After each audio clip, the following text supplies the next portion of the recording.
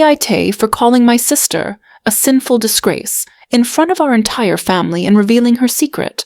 I never thought announcing my pregnancy would turn into one of the most dramatic nights of my life. It was supposed to be a celebration, a small cozy dinner with just my close family and my boyfriend. Nothing over the top, just a chance to share some beautiful news with the people who mattered to us the most. I'm 20 years old, and I recently found out I was pregnant. My boyfriend is 27, and we've been together for 2 solid years. We're not perfect, and this pregnancy wasn't planned. We weren't trying, but we also weren't exactly being careful either. Still, when I saw that positive test, something in me changed. I was nervous, of course, terrified even, but deep down, I also felt this odd peace, like this was the next step for us, like we could do this together.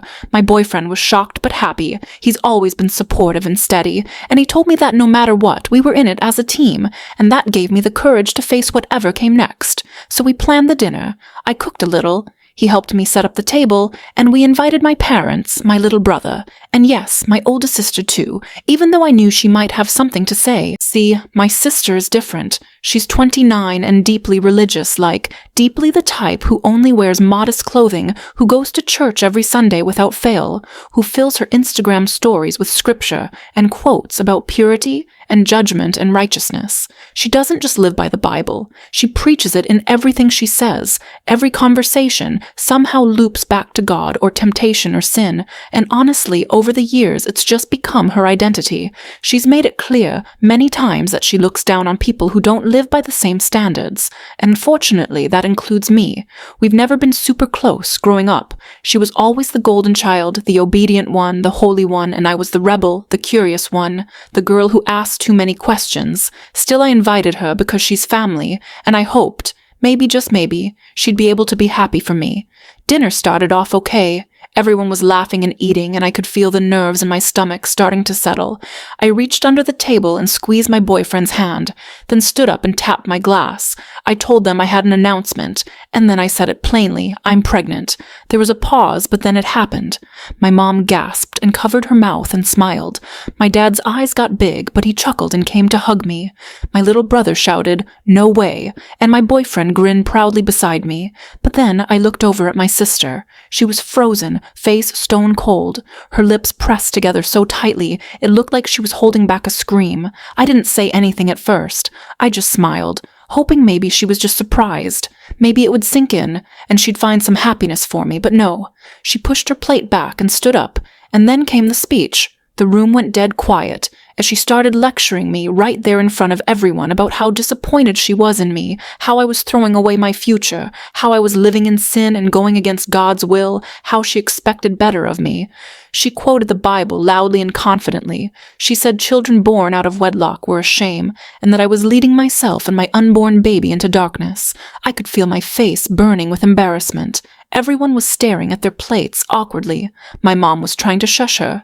My dad was clearing his throat, trying to change the subject, but she just kept going. It wasn't about concern. It was about judgment, pure, unfiltered judgment. She looked at me like I was garbage, like I was some fallen woman who had tainted the family name, and the worst part, she enjoyed it. She was feeding off the drama, the attention, the power in the moment, like she was the righteous judge, and I was the filthy sinner.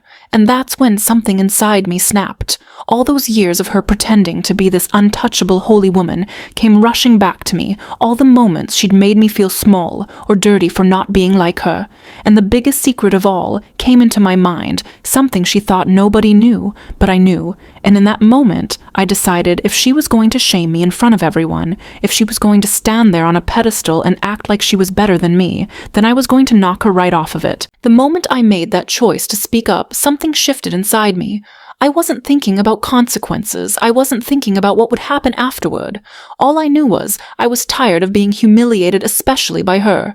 For years, she'd walked around with this fake glow of holiness, acting like she was better than everyone because she knew a few more Bible verses or spent more time at church. But behind that mask, she was just as flawed, just as human, maybe even more so, and I knew her secret. The one she buried, the one she prayed would stay hidden forever. It happened years ago, when I was still in high school, and she had just started seeing this guy from her college group. He was tall, quiet, kind of nerdy, and super involved in their church activities. They weren't together for long, maybe 4 months, But I remember something changed in her during that time. She stopped coming out of her room. She cried a lot at night, and she was always snappy and defensive. One night, I overheard her on the phone, whispering and sobbing. I didn't mean to eavesdrop, but it was late and the hallway was quiet. I heard her say words like, late and pregnant, and no one can find out. That night I knew. And a few days later she left for the weekend, said she was going on a church retreat, but I knew better. She came back 2 days later, quieter, colder, and different. After that, she threw herself even deeper into religion. It was like she was trying to wash herself clean through sermons and fasting and purity pledges. I never told anyone. I didn't even confront her. Because at the time, I thought maybe it wasn't my place. Maybe she was going through something I couldn't understand, but watching her now, standing in our living room, calling me sinful for choosing to keep my baby, for choosing love and honesty, instead of shame and secrets, that was too much. So I stood up slowly while she was mid-rant. I looked her dead in the eye and said one sentence. You really want to talk about sin? Rachel? Her voice faltered for the first time. What are you talking about? She snapped. You standing there preaching like you're so perfect. I said louder now, voice shaking with emotion. When you couldn't even face your own mistake years ago. When you got pregnant out of wedlock and decided to get rid of it so no one would ever know. The silence that followed was suffocating. My mom gasped. My dad looked frozen. My little brother just stared at the floor, and my boyfriend turned to me in shock, not even blinking. Rachel's face drained of color completely. Her lips parted, but no words came out. She stumbled back like I had physically hit her, and then she turned and walked out the door without saying a single word. Nobody moved for a solid minute. Then my mom stood up and started yelling at me. How could I bring that up? How could I ruin the night? How could I be so cruel? But I wasn't listening, not really. I sat back down, my hands shaking my stomach, twisting, and I looked around at everyone. They were all shocked, confused, uncomfortable. But no one seemed to remember that she started it, that she turned what should have been a celebration into a courtroom drama, that she stood there and called me disgusting for doing exactly what she once did. I didn't bring it up to shame her. I brought it up because I was done letting her shame me. I didn't plan for that night to go down like this, but I also didn't plan to be a mother, and here I am doing both, being strong, standing my ground, even if it means burning some bridges along the way. After Rachel stormed out, the room was dead quiet, but the tension was screaming. My mom's voice cut through the silence first, and she was furious. She stood at the head of the table, pointing at me, tears in her eyes, calling me disrespectful, selfish, cold-hearted. She said I took a private, painful moment from Rachel's past and turned it into a weapon, that I embarrassed her, humiliated her, and ruined what could have been a joyful family dinner. I just sat there staring at my plate, hands resting on my stomach, trying to stay calm, because inside I was anything but. My dad didn't yell, but he didn't defend me either. He just quietly asked if it was true what I said. If Rachel really went through something like that, I nodded slowly and said yeah, it was true, and I had kept her secret for years. Even though she never asked me to, I did it out of respect and loyalty. But she lost all of that when she stood there and called me dirty for being pregnant without a ring. That silence from my dad hurt more than anything. He just rubbed his face and walked away, muttering something about needing air. And then it was just me, my boyfriend, and my mom still standing there, shaking with anger. She kept saying I didn't understand what Rachel went through, that it was a hard time, that she made a mistake, but learned and grew from it, and I had no right to drag her trauma back into the light. And maybe she was right. Maybe I didn't understand everything Rachel went through, but she didn't give me the chance to understand my own situation either. She didn't even try. I wasn't expecting praise, balloons, or applause, but some empathy would have been nice. At the very least, respect. Instead, I got condemnation. I told my mom I didn't say anything for years because I wanted to protect her, but I'm tired of pretending she's some saint when she's done the exact things she judges others for. She didn't respond to that. She just walked away and slammed the kitchen door behind her. So we left my boyfriend, and I gathered our things quietly and walked out into the night. No one said goodbye. No one even looked at us. The drive home was silent for the first few minutes. I stared out the window, trying to piece together how everything spiraled so fast. Then he reached over and grabbed my hand, and finally said something. I'm proud of you. That broke me. I didn't even realize I was holding back tears until they came all at once, heavy and hot. Not because I regretted what I said, but because it hurt to have my family turn so quickly to feel like I went from daughter to villain in less than 10 minutes, just for defending myself. He pulled over and hugged me right there on the side of the road, and I held on tight to him because he was the only person at that moment who made me feel safe. That night I couldn't sleep. I kept replaying the dinner in my head over and over, Rachel's face, the silence, the way my mom looked at me like I was a monster, and in the middle of the night, I got a text. It was from Rachel. All it said was, "You ruined me." No explanation, no apology, just that one sentence, and suddenly I realized this wasn't over, not even close. The next morning, I woke up to over 20 missed calls and a storm of texts. Most were from my mom, a few from extended family cousins, aunts, even one from my uncle in another state. They were all saying the same thing. "You shouldn't have said that. That wasn't your place. You need to apologize to Rachel." It felt like I was being dragged into court all over again. Everyone suddenly cared about protecting Rachel's feelings, but no one had anything to say about how she publicly humiliated me, how she judged me in front of everyone, how she used her fake righteousness as a weapon. No one asked how I was doing. No one asked how the pregnancy was going. It was like I didn't exist outside of what I had said. It stung, not just because I was being villainized, but because these were the same people who always told me family comes first. Apparently, that rule didn't apply when it was me who needed support. I stayed silent for 2 days, didn't respond to a single message, didn't call anyone back. I focused on my boyfriend, who was my anchor through all of this. He made sure I ate, made sure I rested, reminded me that I did the right thing, even if it didn't feel like it right now. And then on the third day, my dad showed up at our apartment. He didn't call, didn't text, just knocked on the door. Around 10 in the morning, I didn't want to open it, but I did. He looked tired, older than usual, like the last few days had drained the life out of him. He didn't hug me, just asked if he could come in. He sat down on the couch, looked around for a moment, and then said, "I didn't know about Rachel. I didn't know she went through something like that." I nodded and said, "I don't think anyone knew. I only found out because I overheard her one night crying on the phone. I kept it to myself all these years." He nodded again and then looked me dead in the eye. "Why now?" he asked. "Why bring it up now?" I didn't yell. I didn't cry. I just told him the truth. Because she called me a disgrace in front of the people I love, and I snapped, I couldn't sit there and take it anymore when she's done the exact thing she condemned me for. He sighed deeply and rubbed his hands together. "I don't agree with how she handled it either," he said, "but bringing up what she went through like that, it cut her deep."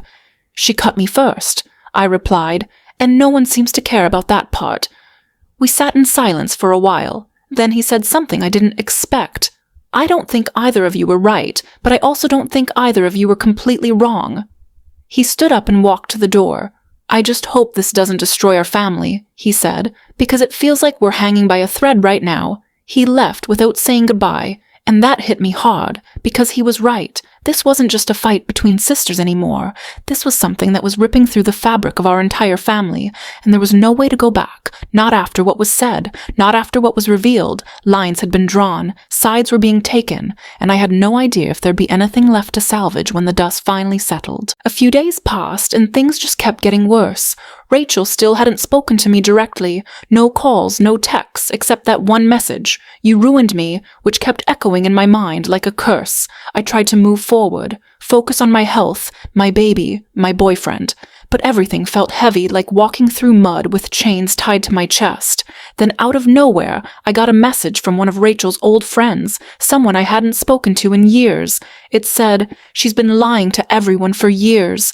You didn't ruin her. She just couldn't keep the truth buried forever." I sat frozen staring at it, so I replied and asked what she meant. What she told me shattered whatever illusion I had left about my sister. Apparently, Rachel's pregnancy all those years ago, the one she secretly ended, it wasn't some private mistake made in her early 20s, like everyone assumed. It was just 2 years ago, right around the time she started becoming obsessed with religion and making TikToks about purity and God. She'd been seeing a married man from her church, a man almost twice her age who had kids of his own. She kept it hidden until she got pregnant, and then panicked and made it all disappear, like it never happened, and that's when she rebranded herself. Suddenly she was the saint, the preacher, the pure, one who judged everyone else. I couldn't believe it. I wanted to scream. I wanted to grab my phone and blast every message thread, every group chat with the truth.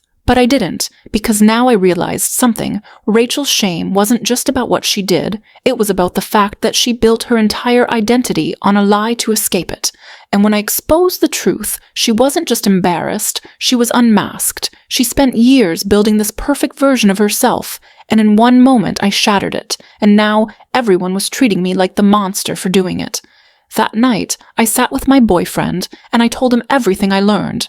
He just shook his head and said, "Damn, she made herself the judge, so no one else could judge her first." And that hit hard. That's exactly what she did. She weaponized morality as a shield, and she thought no one would ever dare question it. But I did, and now the image she built was cracking from the inside out. I started wondering if maybe this had to happen, if maybe it was the only way for our family to stop living in this false world where Rachel was the holy one and I was always the reckless one. Maybe this was the moment everything had to break so the truth could finally breathe, but the cost was real. I hadn't spoken to my mom in a week. My dad was barely texting. Family members were split down the middle. Some told me I should apologize. Some secretly said they were glad I said what I did. And Rachel, she still hadn't said a word, but I knew she was planning something, because someone who builds their life on image doesn't let go that easily. A week later, my mom invited me over for dinner. Just me. She said she wanted to talk. Part of me didn't want to go. Part of me was still so angry, so raw, that I wanted to stay home and pretend I didn't have a mother who chose silence when I needed her most. But I needed closure. I walked into the house and it felt cold. Not physically, emotionally, like the warmth that once lived there had been vacuumed out. My mom was in the kitchen stirring something. She barely looked at me. No hug, just a short, "Hey." I sat down at the table and waited. She joined me a minute later and the silence hung between us. Then she spoke. "Rachel isn't doing well." I stayed quiet. "She hasn't eaten much, she's barely sleeping, and she's thinking about leaving town for a while." I folded my hands together and said nothing. Then she looked me in the eyes and asked something that made my stomach twist. "Do you feel good about what you did?" I blinked slowly. Then I spoke as calmly as I could. I didn't feel good when she called me a disgrace in front of everyone. I didn't feel good when she made me feel like I was trash for being pregnant. I didn't feel good about bringing up her secret either, but I felt like if I didn't stand up for myself, then I'd always be the one taking the shame while she hid behind her lies. My mom looked down. "She's not perfect, she's made mistakes, but she was your sister." "And I was her sister too," I said, but she didn't think twice before cutting me with her words. There was a long pause, and then she said, "I just want this family to heal." I stood up and said, "So do I, but healing starts with truth, not pretending nothing happened." I left before dessert. That night I got a message from Rachel. Just one line, "I hope your baby never has to learn what kind of person you really are." That was it. No apology, no conversation, just venom. I stared at the message for a while, then deleted it. I didn't respond because I realized something Rachel didn't want: peace. She wanted power. She wanted control of the narrative. And now that it was shattered, she didn't know how to exist without it. I blocked her, and for the first time in years, I felt free. Free from the image she forced on me. Free from the shame she shoved down my throat. Free to be who I am, a woman who made a choice, who's facing it head-on with honesty, not hiding. My boyfriend held me that night, and we talked about the future. Our baby, our little family. It wasn't going to be easy, but it was going to be real. No lies, no masks, no fake purity, just truth, because I'd rather walk through life flawed and open than perfect and fake. I don't know if Rachel and I will ever speak again. Maybe one day, maybe never, but I'm done chasing validation from people who only love you when you're silent. And if that makes me a disgrace in their eyes, so be it. At least I'm living without shame, without secrets, and with a heart that finally knows peace. Drop your thoughts in the comments. Was I wrong for exposing my sister, or was it time someone finally told the truth? Hit that like button if you felt the emotion, and don't forget to subscribe for more true stories that hit deep. I'll catch you in the next one.